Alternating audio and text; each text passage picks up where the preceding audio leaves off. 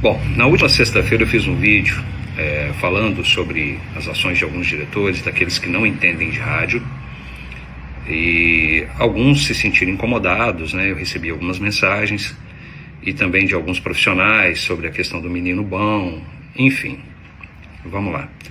Eu não vejo demérito algum em a pessoa não saber sobre determinado assunto, determinado tema ou profissão.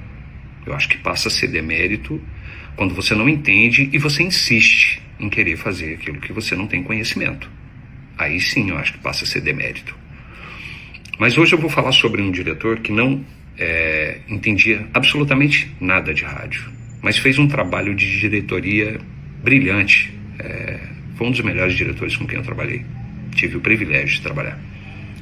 Eu estou falando do padre Sérgio Carres de Cianorte. Ele assumiu a Rádio Capital, quando ainda era AM, entre junho e julho de 2015, eu não me lembro bem, e por recomendação do finado João Alexandre, grande comunicador, quem lembra do João Alexandre sabe do que eu estou falando, o João Alexandre recomendou ao padre Sérgio a minha contratação como gerente e coordenador da Rádio Capital.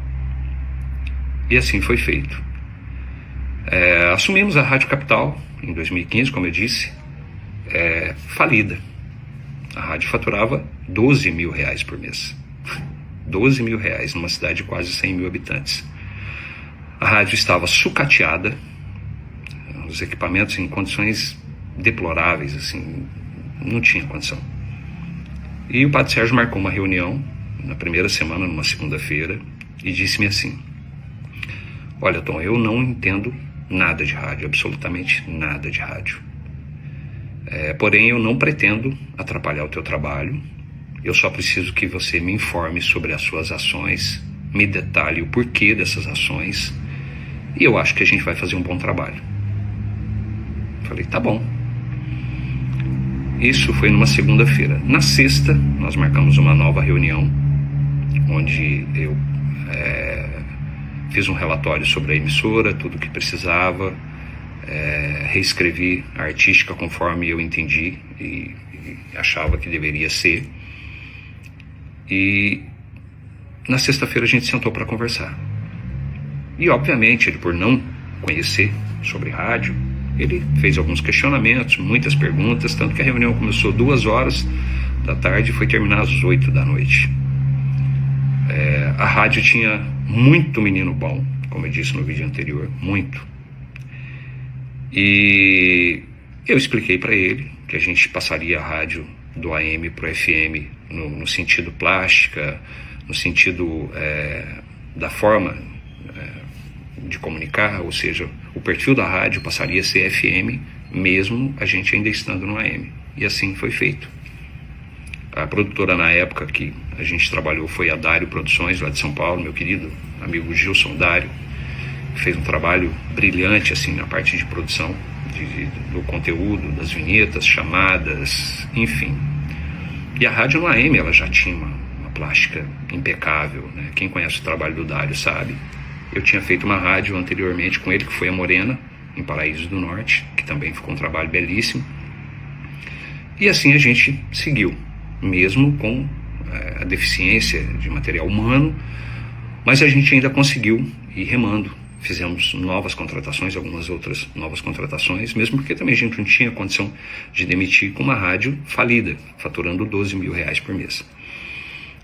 Em pouco menos de um ano, a rádio já pagava suas contas e sobrava alguma coisa.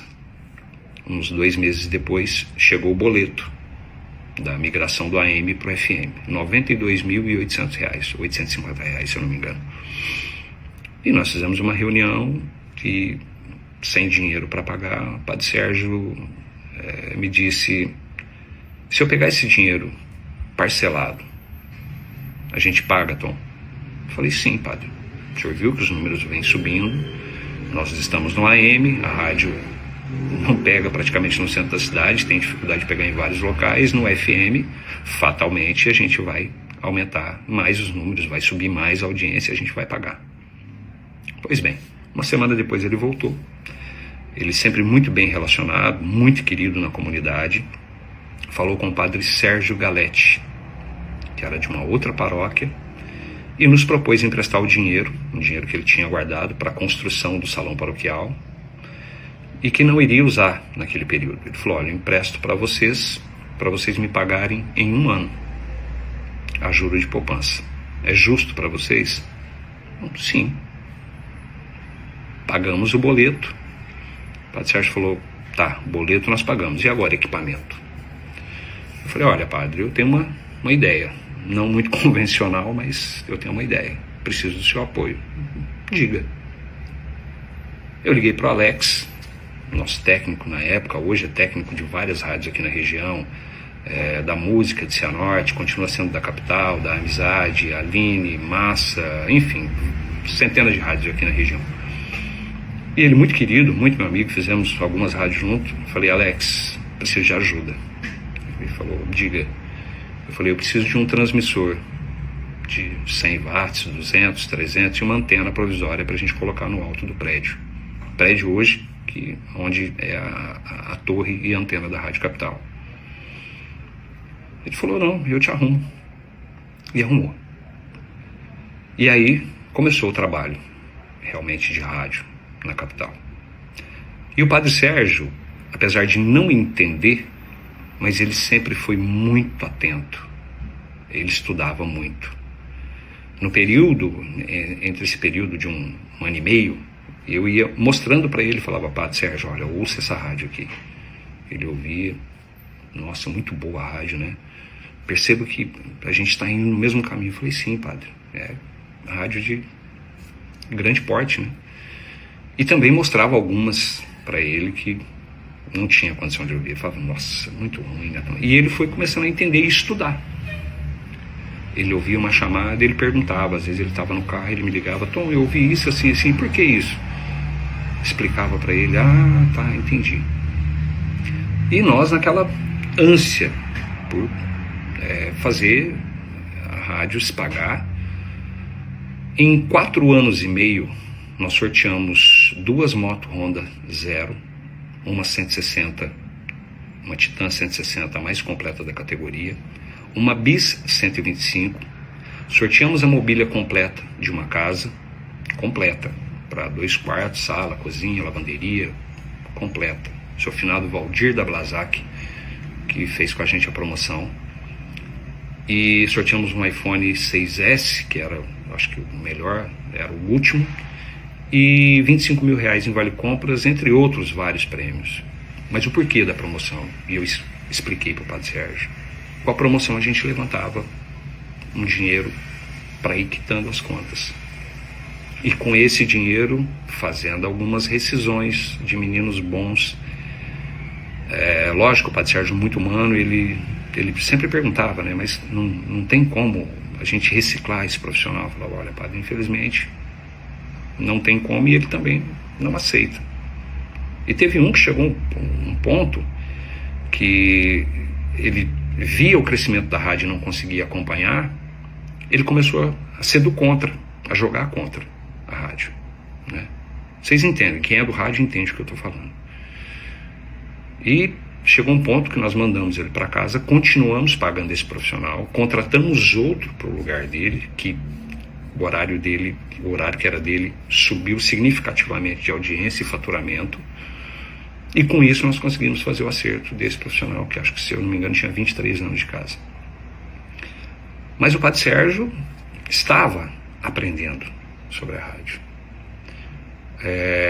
Contratamos uma agência de publicidade. Isso é uma história bem engraçada, que a rádio já estava reverberando bastante na região, o faturamento já estava muito bom, e eu falei: padre, nós precisamos trocar esse bloco de notas, esse bloco de contrato, que era uma logomarca muito antiga, da década de 80, 90, os cartões eram um negócio absurdo. Eu falei: olha, nós precisamos fazer o redesign dessa logomarca.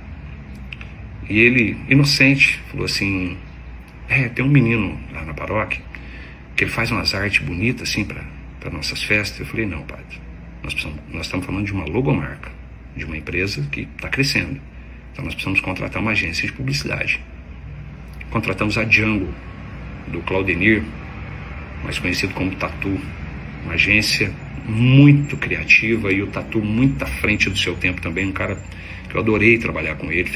Depois fizemos a logomarca da CIA também, e assim foi sendo feito.